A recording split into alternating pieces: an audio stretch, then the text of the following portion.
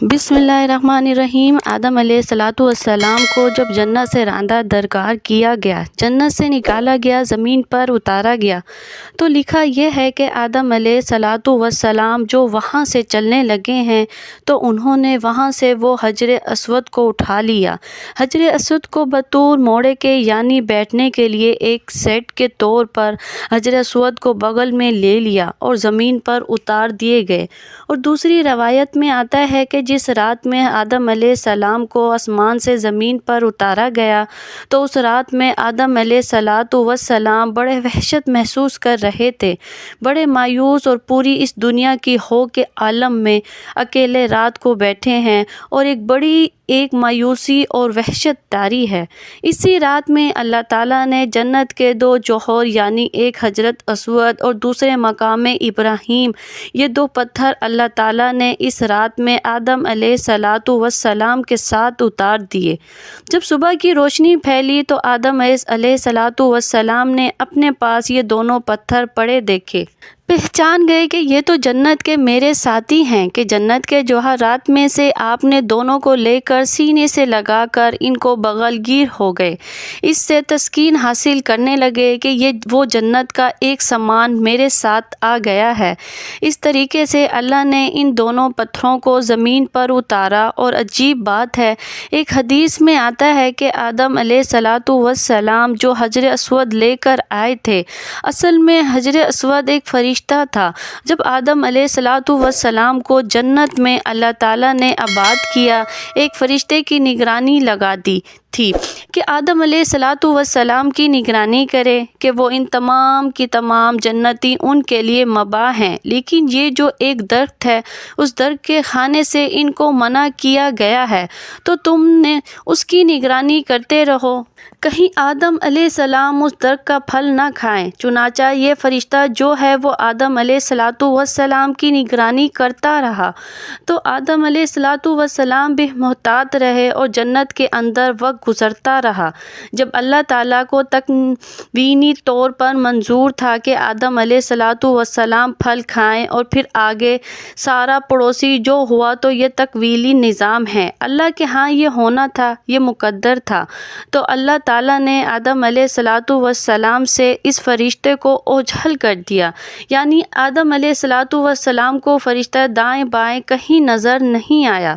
تو جب یہ آدم علیہ السلام کو پھل کھانے کا موقع آیا تو انہوں نے آگے بڑھ کر اس پھل کو کھا لیا۔ جیسے ہی پھل کھایا تو اللہ تعالیٰ کے ہاں ظاہر ہے کہ ایک خاص قسم کا غضب نازل ہوا کہ یہ تمہیں منع کیا گیا تو کیوں کھایا؟ تو اسی ہیبت اور دبدبے کے عالم میں اللہ تعالیٰ نے اس فرشتے کی طرف دیکھا۔ جب اس کی ہیبت کے عالم میں اس فرشتے کو دیکھا ہے تو فرشتہ خوف سے پتھر بن گیا اور وہ حجر اسود کی شکل کے اندر قائم ہو گیا، اور جس کو آدم علیہ السلام زمین پر لائے۔ اس کی تائید ایک دوسری صحیح حدیث یہ ہوتی ہے کہ نبی کریم صلی اللہ علیہ وآلہ وسلم نے فرماتے ہیں کہ کل روز قیامت میں جب حجر اسود میدان حشر میں آئے گا تو اس کے دو کان ہوں گے، اس کی دو آنکھیں ہوں گی، اس کی زبان ہوگی، باقاعدہ ہاتھ ہوں گے، گویا کہ پورے ہاتھ پیر کے ساتھ یہ میدان حشر کے اندر پہنچے گا۔ اور ساتھ ہی نبی صلی اللہ علیہ وآلہ وسلم نے فرمایا کیونکہ حجر اسود اصل میں ایک فرشتہ تھا، وہاں اللہ تعالیٰ دوبارہ اس کو انہی اعضاء کے ساتھ ظاہر کر دیں گے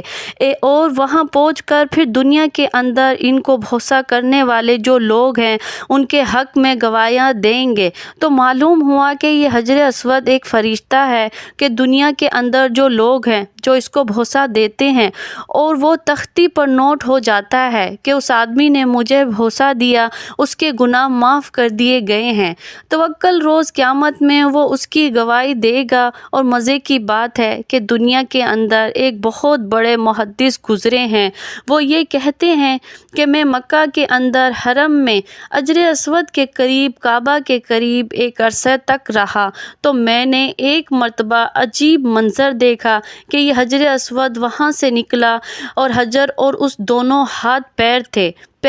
اس نے کان اور پوری ایک انسانی شکل میں نکلتا ہے وہ نکلا اور کافی دور تک ٹہلتا ہوا اور دوبارہ وہ اسی جگہ قائم ہو گیا اور اسی طرح پتھر کی شکل اختیار کر دی۔ اس روایت سے تائید ہو گئی ہے کہ اس بڑے محدث نے یہ نظارہ دیکھا تو معلوم ہوا ہے۔ حدیث میں آتا ہے کہ جب حجر اسود کو کوئی حج یا عمرہ کرنے والا بوسہ دیتا ہے تو حقیقت میں وہ اللہ سے مصافحہ کرتا ہے، اللہ سے سلام کرتا ہے، تو سلام کرنے کے نتیجے میں اللہ تعالیٰ اس کے سارے گناہوں کو معاف کر دیتے ہیں، جیسے خود دو ایمان والے جب آپس میں ایک دوسرے سے مصافحہ کرتے ہیں۔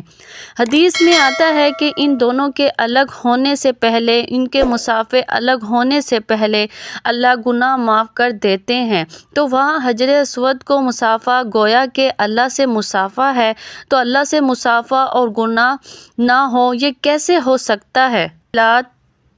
کو نوٹ کر لیتا ہے تو اللہ سے دعا ہے کہ اللہ تبارک و تعالی ہمیں حجر اسود کا سلام اور اس کا بوسہ لینے کی سعادت نصیب فرمائے، آمین۔ لیکن اس میں شریعت کا مسئلہ لکھا ہے کہ اس کے لیے آپ کسی دوسرے کو تکلیف دے کر اس کا بوسہ نہ لیں۔ تکلیف دے کر بوسہ لیں گے تو ظاہر ہے بوسہ لینا ایک مستحب عمل ہے، لیکن تکلیف دینا حرام ہے۔ حرام کام کر کے ایک مستحب حاصل کریں گے، اللہ تعالیٰ کے آگے اس کی کوئی قیمت نہیں۔ اگر نہیں موقع تو دور سے استعلام کر لے، استعلام کر کے چوم لے تو وہ آپ کو وہی اجر ملے گا جو کہ بوسہ دینے کے موقع پر ملتا ہے۔ اللہ سے دعا ہے کہ اللہ تعالیٰ اس پر عمل کرنے کی توفیق عطا فرمائے۔